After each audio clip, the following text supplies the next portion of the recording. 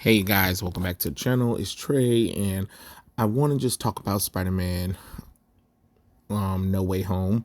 No, I have not seen it. I probably won't be able to see it until probably Thursday or Friday, but the world premiere happened, and I'm just going to throw out like some thoughts and predictions of the movie from my experience, from what I've picked up on, which, I'm going to predict that hey, the all three Spider-Man are in the movie. I know people want to be like, spoiler alert. No, not really. Not really. It's predictable that both the Spider-Man characters are in there. You don't bring their villains from their movies and they're not in it. It just don't make no sense. First off, Andrew Garfield has a terrible lying face. He can't keep straight every time they ask him about Spider-Man because he knows he's in that damn movie. It's obvious. The same thing with Tom Holland. He can't keep his mouth closed either. Which, if you read his body language with Zendaya and stuff like that, you can tell that they saw something completely different than what we were getting. And then today they released a trailer of, hey, don't spoil the movie, right? Why would they make a PSA about don't spoil the movie if the two Spider-Man aren't in the movie? You get what I'm saying? Like, we were already hyped as it is. And notice how both they made sure that we can't really see Toby and Andrew Garfield a lot in public, or if they're not promoting something else. So clearly it's predictable that both Spider-Man characters are in there. It makes the most logical sense. Hey, it is what it is. And then another thing that I noticed as well that kind of also got to me about the whole, oh, all three of the Spider-Man are in there, is because critics were almost like praising it for having fan service and fandom or whatever, even though usually they are against it, which is kind of confusing because some of them sent mixed messages, even though I really wasn't trying to really look at no reviews or anything about it. It's just that, how sometimes with Google, and when you look at a little thing, it kind of pops up the little stories for you to see or whatever. And thank goodness none of the reviews spoiled anything. That's great and all, but from what is being said, it seems like, yeah, the Spider-Man characters are in there. And I'm just gonna go a little bit further about my predictions of the movie. Once again, note, I have not seen this movie, so I don't want anybody to be like, oh, I spoiled anything. This is not me spoiling the movie. I'm just going to predict what I believe is happening. So, of course, you know that this movie picks up literally right after the last movie ends. And, of course, we know that that was right after, Zendaya and Spider-Man flew around in New York City. Well, Spider swung around New York City, and of course, with paparazzi happening, everybody runs over to Zendaya's character, not Mary Jane, but MJ, and asks her if she's Spider-Man girlfriend. And of course, Spider-Man gets MJ, and then Ned calls Spider-Man and was like, dude, all that kind of nonsense. Of course, you guys already kind of seen that because they kind of, showed a little bit of that in the trailer anyway. And now with that, helicopters come. They want no answers for Peter Parker. Peter and MJ are trying to escape through the subway or whatever. When they finally outrun everybody. They get home and things just get crazier. I don't know if Daredevil is there, but they're going to have a lawyer. Happy's going to be there because Happy's like, oh my God, kid, what's going on? Like, what happened? And then it's like, they're going to be like, well, Mysterio tricked everybody to believe that you killed him or whatever, when that wasn't the truth. So now Peter has to go again in court, and Happy was like, hey, I got a friend that can help out. I don't know if they're going to show Daredevil early on or not, but Mary Jane, takes her leave, and says she'll call him back later, and they, Aunt May kind of scolds him about being irresponsible about everything that happened over in their school trip. Then you got some of Spider-Man friends that also like tagging him, messaging him. His phone is blowing up with everything that's going on, that's happening right now. And of course, later on, Ned comes over. They talk about everything that's happening. He was like, I don't know what I'm going to do. I don't know how I'm going to handle any of this nonsense that's going on right now, because I didn't want people to know that I was Spider-Man because of my friends and family or whatever. You know, they have their little best friend montage talking or whatever. And of course, there's still a little bit thing going on between Happy and Aunt May or whatever. And they discuss or whatever. And she was like, this probably might be the time where she mentions Uncle Ben and talking about, I lost my husband Ben. And, we tried our best with Peter after my sister and his father died or whatever. We wanted to try our best to keep the family together, and we raised him as our own. And then there was a terrible night. Ben died, and now it's just been me and Peter. And then he gets these incredible powers, and he's doing all of these superheroic things. And she's going to talk about how she's proud of him. Of course, she's proud of him, but this isn't the life that she wanted for him. And of course, Happy was like, it's going to be okay or whatever. And she was like, I really do hope so. But about this lawyer friend. And then of course we jump to another scene talking about the whole thing that's going on with Ned and Peter and MJ. And after Ned leaves, he goes to him and Mary Jane meet a day, or they just have a little meeting on top of the house, and they talk about everything, about how he wish everything could go back to normal and wish that people didn't really know that he was Spider-Man. And of course, Aunt May calls him down from the roof, and then of course, who would walk in? It'll be Charlie Cox, Matt Murdock. He's going to be helping him with everything that's going on. And they go to court. It's found out that Peter is not guilty, but still his public identity is out there for everybody to see, and it's something that he just doesn't want. He can't handle that kind of stuff because it puts everybody that he loves in danger. And then he decides that he's gonna go to Doctor Strange, and he asks Doctor Strange, hey, can you get everybody to forget that I was Spider-Man? And of course, Wong tells him, no, you're not going to do that kind of nonsense. But, of course, Doctor Strange says, sure, I'll help you out. And, of course, Doctor Strange do help him out. And apparently Peter's talking messed up the spell, because now it kind of left a crack in the multiverse, which I guess that's supposed to be on purpose because that's supposed to lead into Doctor Strange 2, Multiverse of Madness anyway. And then, of course, you have Wanda over there doing whatever she wants to after the events of WandaVision, but they're probably not going to even talk about that kind of nonsense. And of course, the whole nonsense with Loki as well, they're probably not going to talk about that because Spider-Man No Way Home probably takes place before all of those events any damn way. So it doesn't even make any logical sense, but it is what it is. And apparently there's going to be like some comedic moments, of course, like that. And Peter's going to try to escape. And Doctor Strange, that moment where Doctor Strange pulls Peter back and then remove his soul or whatever, something like that, from his body just for a little bit, just to get the kid to calm down. And, they talk about, hey, the things that are going on, the multiverses happen. And, he was like, hey, he had to go back to court, I believe. I think Peter had to go back to court for another hearing.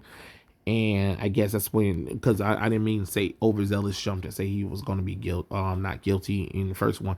But I guess that second time they go into court, it's going to be proven that he is innocent. And on their way home, that's when Dr. Octavius and the Green Goblin comes out of nowhere and attacks, Peter and stuff like that, which gets him to suit up as Spider-Man to defend the people that he loves or whatever. And when Dr. Ock and Green Goblin realize that this isn't the Peter Parker that they know, they, kind of make their escape. But then Peter somehow manages to take on, to stop Dr.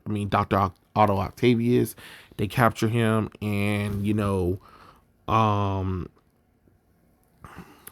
Ned and MJ show up to the little underground little base that Spider-Man has or whatever, just to kind of stay low. And he explains everything that's going on. He explains that he's butchered the spell with Doctor Strange, and now there is some multiverse nonsense going on because at first they was trying to say the multiverse stuff doesn't exist, but it really does exist. Now he is you know the responsibility of you know shattering the multiverse, and he has to figure out what's going on. And of course, Zendaya and Ned talks about like what in the world is going on, and they talk to Dr. Otto Octavius. They have some funny witty back and forth stuff that nobody really cares about, and then they head over to the Sanctum Sanctorium, and Doctor Strange was like, "Oh, great! This is the help that we get." Yeah, and he was like, I'm sorry, it's on short notice, but this is what I have." And of course, that whole back and forth thing with him being you know, what was I about to say? Dang it, I just lost the damn thought. But okay, whatever. It doesn't matter. It doesn't matter. All I know is they have their little witty back and forth thing, and then he asked them to help, of course. And you guys already seen that scene where it was just like, "Oh, yo, please Scooby Doo this shit up." You know what I'm saying? So they go and do that. After that, I really don't know how Ned and MJ are going to help Peter, but they do. And they kind of fall into different, there's different section in the city where some of Spider-Man old villains show up, and Doctor Strange realized that these people have all died fighting Spider-Man in their worlds, but now they're not. And of course, Dr. Otto Octavius was able to escape. He was able to make his way over to Stark Industry and, get a little bit of level upgrade for some of the villains. That includes Jamie Foxx Electro as well. And, they have a little montage fight, of course, with some of the characters. Peter escapes. He goes back to Doctor Strange. Doctor Strange gives him a suit that helps him, I guess, control magic or something like that. Who knows? I really don't care. And he uses that to fight Electro and Dr. Otto Octavius and the Devon Curse because, reasons. And a lot of back and forth with the fighting and stuff like that, and Peter realized that he has to retreat. Doctor Strange was like, more portals from alternate timelines are opening up, and this is where I believe that the three Spider-Man are coming. The two other Spider-Man are coming in with uncontrollable, ties to different multiverses. Different Spider-Man are allowed to be part of, the Spider-Verse, and Peter Parker of the Sam Raimi trilogy and Andrew Garfield from the Amazing Spider-Man sequels, appears, I know in some kind of awkward way or whatever. And they were like, "Hey, how you doing?" And basically, "Who are you?" "I'm Peter Parker." "No way, I'm Peter Parker." And it's just like, way. And then of course Ned and MJ are freaked out by this because they're like, "Oh my God, there's two more of them." And Peter explains what's going on, and both Peters decided it's time to work for themselves, and they're gonna figure out how they get everything settled, to figure out how they're gonna be able to stop the villains. They all team up, they fight a little bit. Doctor Strange tried to hold the portal in, but he couldn't because he's been trying to capture them with one magic strand. You know what I'm saying? While he has to try to keep everything from not breaking apart. And of course, him and Spider-Man dive a little bit more heavy into the different alternate takes of the character. But yeah, I know it's not really much prediction that I can really give you because I really haven't seen the movie, but I'm just going to go with the whole, okay, so all the Spider-Man figure out what's going on. They decide to team up. They decided to take on it's time to take on the villains or whatever. And of course, Ned and MJ are there for moral support. And, while they were fighting the Macedonians. Wait, no, not the Macedonians. Lord have mercy. I'm sorry. I was thinking of another franchise. Oh, Lord.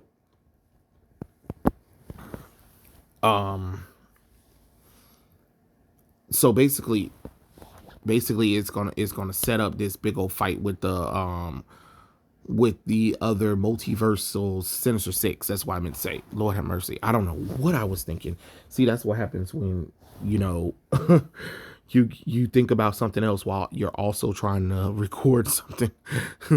Raw here, ladies and gentlemen. We're doing it live.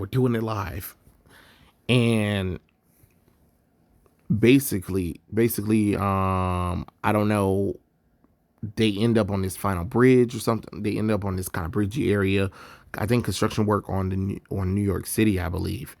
And you have all three Spider-Man show up, while you have Dr. Otto Octavius, Electro, Sandman, Green Goblin, Water, and we didn't like it anyways. Oh, it is what it is. And they have this big old multi-classroom fight. MJ falls. I think Peter will catch her. I kind of really don't want him to catch her, but it is what it is. They all defeat their villains and send them back to wherever they need to go. And Doctor Strange is able to fix everything. And before they all shake hands and bye, they decide to take a picture anyway, to commemorate all of this kind of stuff. And I don't know if Peter's going to be able to keep. I don't think Peter will keep an open identity. I think after all of that, it will go back to normal. But Doctor Strange is going to be in some serious trouble, as well as Peter Parker, because after that, Peter's going to have to be dealing with Venom, and his life going back to normal now that he's going to college, and how he's just going to have to do things differently. And then what will happen is we'll realize that there's another crack in the multiverse anyway, and that will lead him down to that will lead Doctor Strange down to Wanda for the start of Doctor Strange and the Multiverse of Madness. That's what I'm predicting for anything. I don't really know much. I'm sorry, I don't have much information about what's going on, because I can't really go into detail without knowing much of the movie. But this is what I came with from the from the trailers, from what I've been seeing critics saying, and we're just predicting that everything is just going to turn out how we want. We're going to see multiple Spider-Mans. That's a plus, and we're probably going to see hot girls on that plane.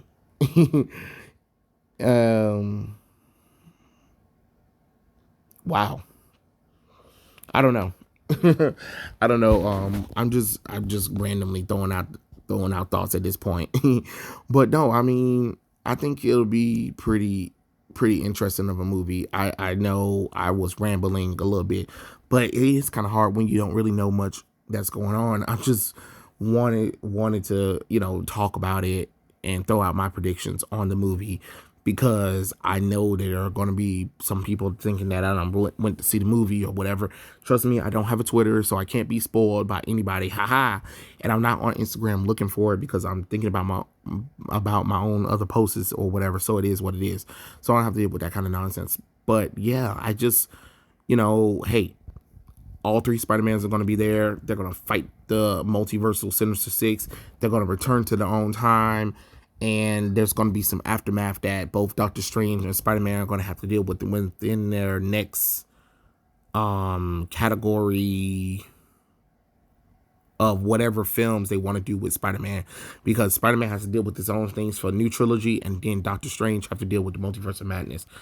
And hopefully the Loki show and the WandaVision show will help them prepare, but you never know.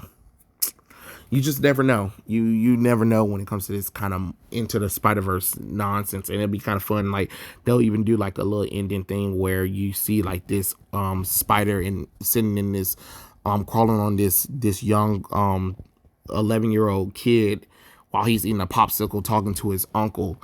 And then you see the spider bite the character, and then you just be like, ow, you hear ow, and then the movie goes off. Now that would be kind of cool. So hopefully we'll see some stuff like that. But I believe that we will see, Charlie Cox, and we will see Tobey Maguire, Andrew Garfield as Spider-Man. So I'm really excited. Hopefully that is what happens, but we'll see. But tell me what you guys think in the comment section below, and I'll catch you guys later. Peace out.